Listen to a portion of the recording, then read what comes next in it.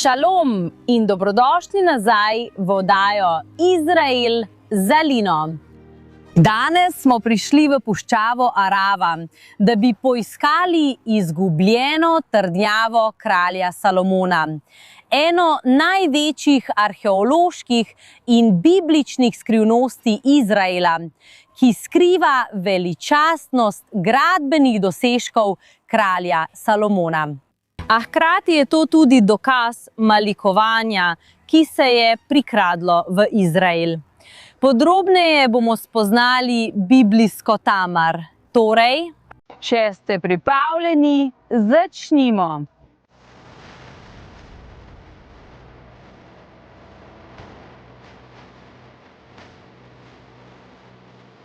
Kralj Salomon je bil eden največjih graditeljev v zgodovini Izraela. Njegove kolosalne zgradbe so opisane v Svetem pismu. Našli pa so jih tudi pri arheoloških izkopavanjih. Toda pa je obstajala velika skrivnost. Njegova izgubljena trdnjava v puščavi. In Salomon je ponovno zgradil Gezer. Zgradil je spodnji Bet Horon, Balat in Tadmor v puščavi tiste dežele. In resnično, Bet Horon in Balat so bile najdene pri arheoloških izkopavanjih. Prav tako Megido, Hazor, zgradbe v Jeruzalemu, vse omenjene v Svetem pismu in odkrite. Toda skrivnost pa je ostajala. Kje je bil Tadmor v puščavi? Tadmor, ki bi se lahko imenoval tudi Tamar ali Tamara. Vendar ne smemo mešati tega Tadmorja z drugim mestom z enakim imenom. Drugi Tadmor je bil na severu in se danes imenuje Palmira, ki se nahaja v današnji Siriji. Ta kraj, te ruševine so bile ponovno odkrite že leta 1902, se pravi pred več kot 100 leti. Vendar so strokovnjaki in arheologi, ki so prihajali sem, verjeli, da gre za rimsko trdnjavo, kot jih je v tej regiji še veliko drugih. Vendar je v 50 letih prejšnjega stoletja na to mesto prišel eden največjih izraelskih arheologov po imenu Benjamin Mazar. In začel je temeljito preučevati to mesto in odkril, da je tukaj pod rimsko plastjo veliko starejša plast. Iz železne dobe, iz obdobja Salomona. Potem odkrije, da je to biblijska Tamar, kamor bomo zdaj skupaj vstopili. Pridite z mano, da odkrijete, zakaj Salomon tukaj zgradi trdnjavo na mestu, ki se na prvi pogled zdi sredi ničesar. A vendarle je to strateška lokacija. Pojdimo.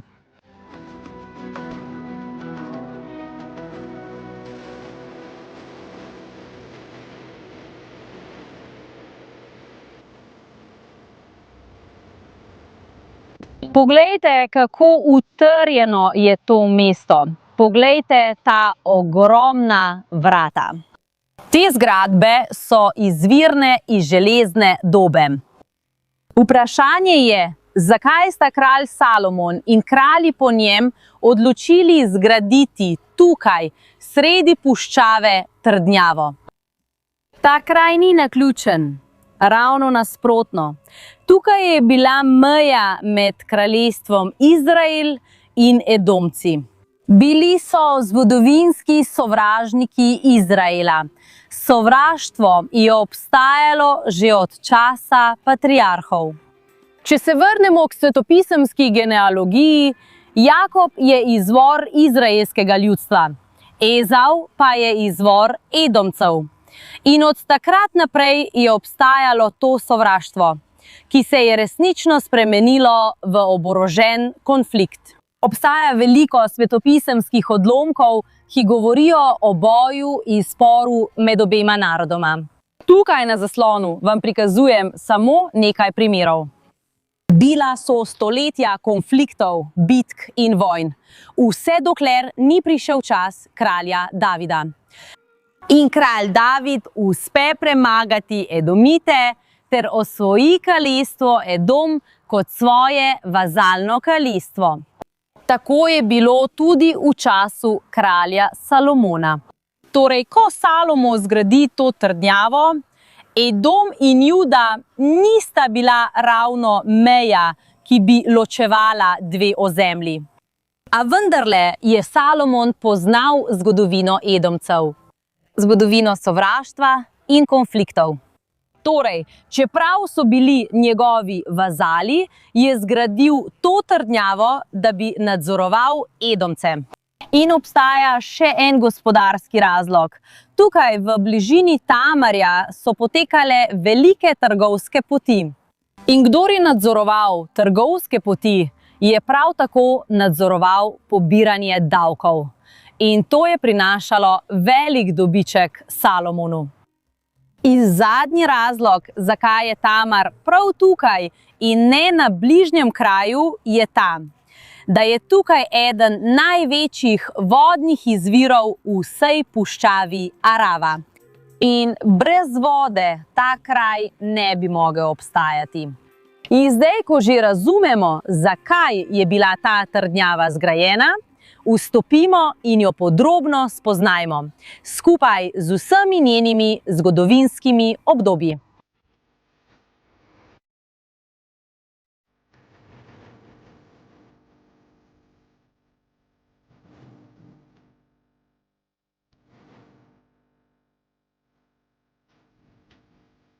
Medtem ko hodimo, želim, da opazite ta območja, kjer se zdi, kot da so na tleh bele vrečke. To so območja aktivnih arheoloških izkopavanj. To je zato, ker večina biblijske Tamar še ni bila izkopana. Zdaj, v tem trenutku izkopavanja potekajo iz leta v leto in veliko več zgodovine tega kraja se razkriva.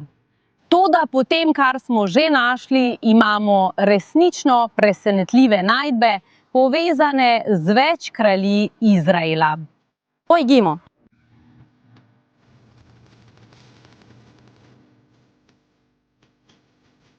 Kar so arheološka izkopavanja na tem mestu razkrila, je nekaj, kar izgleda kot plastna torta. Vsaka plast predstavlja drugo zgodovinsko obdobje. Zgornja plast, ki jo imenujejo plast številka 1, je plast iz rimskega obdobja. Na primer, to zgornje območje tukaj, kjer je bila rimska cisterna. Ampak, če gremo plast za plastjo nižje, pridemo do starejših obdobij, kot so nabatejska obdobja. In pod nabatejskim obdobjem je izraelsko obdobje, obdobje izraelskih kraljev, plast številka 5. In zadnja plast, najnižja plast številka 6, je plast kralja Salomona. To je obdobje 10. stoletja pred Kristusom. Govorimo o času pred 3000 leti. In plast številka 6 je prav na tem območju zelo dobro zastopana.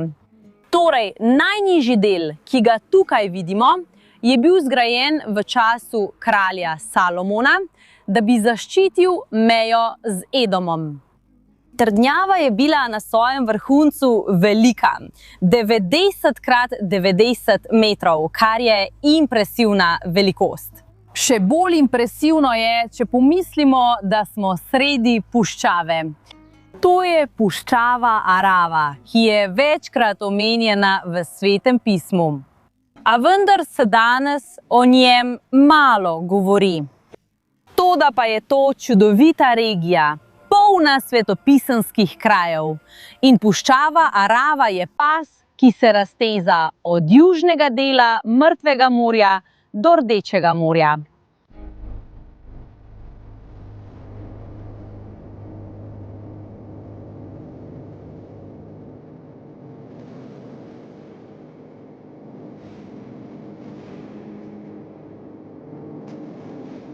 Tukaj lahko vidimo arheološke ostanke iz različnih zgodovinskih obdobij, tudi iz sodobnosti. Ker tukaj lahko vidimo preprosto stavbo, zgrajeno leta 1927, torej pred skoraj 100 leti. Ampak skriva zanimivo zgodbo. Če pogledate tukaj angleško zastavo, ta stavba je bila zgrajena, ko je bil celoten Izrael del britanskega mandata. In tukaj zgradijo policijsko postajo, kameljo postajo. Dobesedno so bili tukaj tudi vojaki, ki so jahali kamele.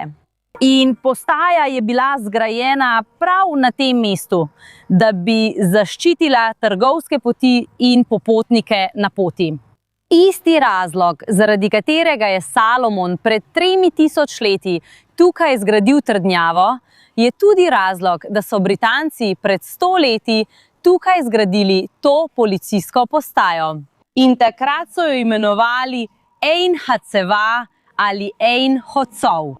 In ta postaja je dober opomnik na sodobnejšo zgodovino Izraela, ko so Britanci med letoma 1917 in 1947 vladali tej regiji.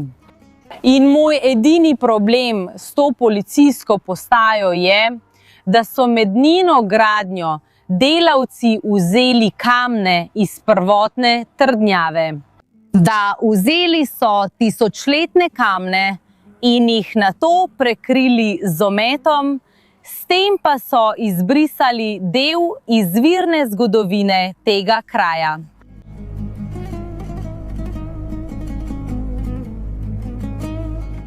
Res je neverjetno, ker to mesto združuje biblijsko zgodovino z moderno zgodovino Izraela. In poglejte, kaj je tukaj notri.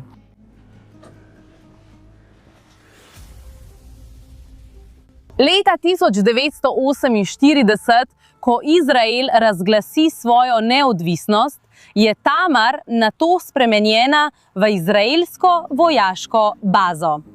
In v naslednjih letih zgradijo ta podzemni del, po katerem zdaj hodimo. In to je bila strateška točka za izraelsko vojsko.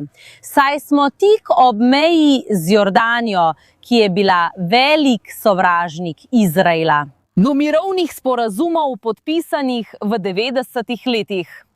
Poglejte to, kjer je Salomon, kralj Izraela, zgradil svojo vojaško trdnjavo za obrambo pred Edomci. 3000 let kasneje izraelska vojska zgradi vojaško bazo za obrambo pred Jordanci. A danes je z Jordanijo mir in ta vojaška baza ni več v uporabi. In še ena zanimivost o biblijski Tamar je, da je Izrael kraj predal v krščansko upravljanje. Leta 1984 je izraelsko ministrstvo za starine predalo ta kraj krščanski nevladni organizaciji z imenom Blossom in Crows, da bi zanj skrbeli. In opravljajo pomembno delo pri ohranjanju biblijske zgodovine, od upravljanja Tamare do njenih obnov in arheoloških izkopavanj. In zdaj se vračamo k naši arheologiji iz biblijskega obdobja. In to, kar so tukaj našli, je presenetljivo. Točno na tem območju, kjer stojim, je stal tempelj. In v tej rekonstrukciji lahko vidimo, kako je izgledal v biblijskih časih. In to je bil poganski tempelj. Edomski tempelj. Da, tempelj, ki je pripadal bogovom sovražnikov Izraela. Arheologi so tukaj našli 75 predmetov poganskega čaščenja. Med njimi je 7 kadilnih oltarjev iz kamna, 3 kipe, Ena je ženska, ki nosi skledo, drugi dve pa sta bojevnika. Našli so več podstavkov, na katere so postavljali sklede z darovi bogovom. Našli so čaše, kadilnice. Našli so tudi dve majhni lopatki iz gline. Verjetno so jih uporabljali za mešanje vročega oglja, povezanega s kadilom. Našli so tudi glinene granatna jabolka. Granatna jabolka so bila takrat simboli, ki so jih uporabljali v templjih. Tudi v Jeruzalemskem templju so bile upodobitve granatnih jabolk. Našli so tudi kamnito skulpturo, za katero verjamejo, da predstavlja poganskega boga, ki so ga častili v tem templju. In tisto, kar je te najdbe dobesedno potrdilo, je bil pečat. Kajti poleg tega templja so našli kamnit pečat z edomitskim napisom. Na njem sta dva moška v dolgih tunikah, vsak na eni strani oltarja z rogovi. Eden z dvignjeno roko v znamenju blagoslova, drugi pa v znamenju daritve. Torej, nam ta pečat kaže, da je bilo to mesto edomitskega poganskega čaščenja. Ampak kako je mogoče, da je tukaj v Judiji stal poganski tempelj? In še več, kot smo rekli, tempelj, ki je pripadal sovražnim bogovom. In odgovor je, nismo prepričani. Kar pa vemo iz same Biblije je, da se je malikovanje pogosto uspelo prikrasti v Izrael.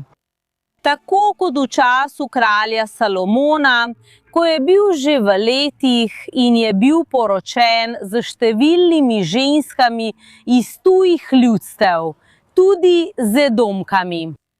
Te žene so vplivale nanj, da je častil tuje bogove. In zato je v svojih zadnjih letih življenja Salomon v Jeruzalemu častil poganske bogove.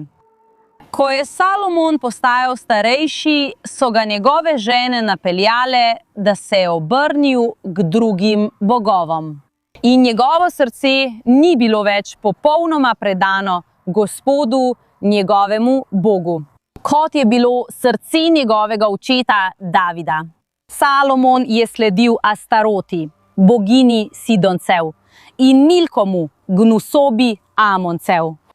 Tako je Salomon storil, kar je bilo hudo v Gospodovih očeh, in ni vztrajal v sledenju Gospodu, kot je to storil njegov oče David. Tako je storil za vse svoje tuje žene. Te so kadile kadilo in darovale žrtve svojim bogovom. In eden od potomcev kralja Salomona, imenovan kralj Amazija, je sledil Salomonovim potem.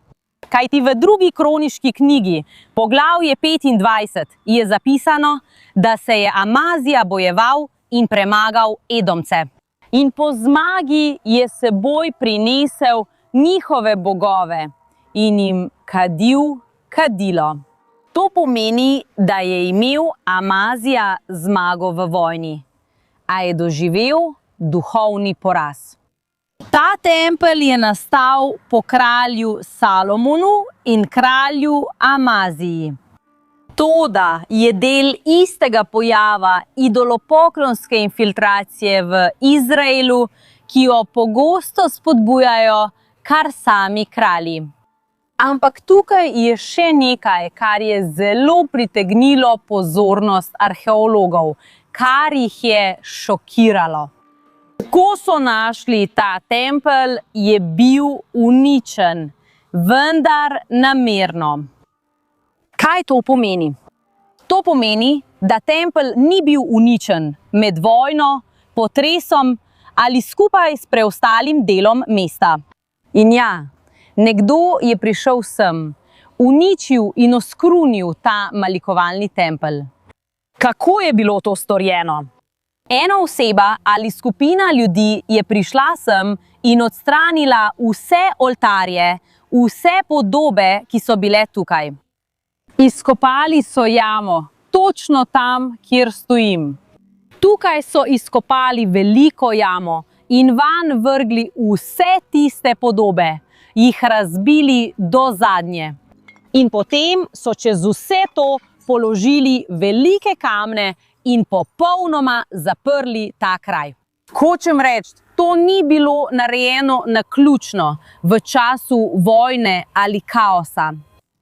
Namenoma so prišli sem, da bi končali z vsem, kar se je počelo v tem templju. In zato so arheologi, ko so prišli sem in izkopavali, našli arheološki zaklad. Ker so bili vsi kosi zlomljeni znotraj vodnjaka, so našli vse kose do konca in vse predmete je bilo mogoče ponovno sestaviti. In danes so razstavljeni v Izraelskem muzeju. Toda kdo je končal z malikovanjem tega kraja in kdaj? Odgovor je v sami Bibliji. Biblija nam pove, da se je kralj Jošija, zelo pravičen kralj, odločil za versko očiščenje v Jeruzalemu in v Judi. V 8. letu svojega vladanja, ko je bil še mlad, je Jošija začel iskati Boga Davida, svojega očeta. In v 12. letu je začel čistiti Judo in Jeruzalem od višav, ašerinih stebrov ter rezanih in ulitih podob. Jošija je odstavil duhovnike, ki so jih judovski kralji izbrali, da kadijo kadilo na višavah v mestih Jude in okoli Jeruzalema. Prav tako tudi tiste, ki so kadili kadilo Baalu, soncu, luni, planetom in vsemu nebeškemu vojaštvu.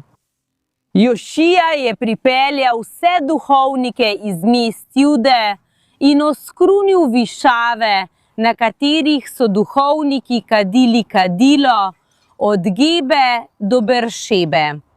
Poglejte, prav v Judi smo. In na ta način je Jošija končal z malikovanjem tudi na drugih krajih. In ne samo to. Vemo, da se je verska reforma Jošija zgodila leta 621 pred Kristusom. Se pravi, v 7. stoletju pred Kristusom, prav v istem stoletju, ko je ta tempelj prenehal delovati. In zaradi vsega tega menim, da je Tamar tako fascinanten kraj za obiskati. Saj lahko govorimo že od časa kralja Salomona, preko kraljev Izraela in Jude, vse do sodobnega časa. V času britanskega mandata in vse do danes tukaj v državi Izrael. Upam, da vam je bil današnji video všeč. Če vam je bil všeč, ne pozabite pustiti všeček in se vidimo naslednjič.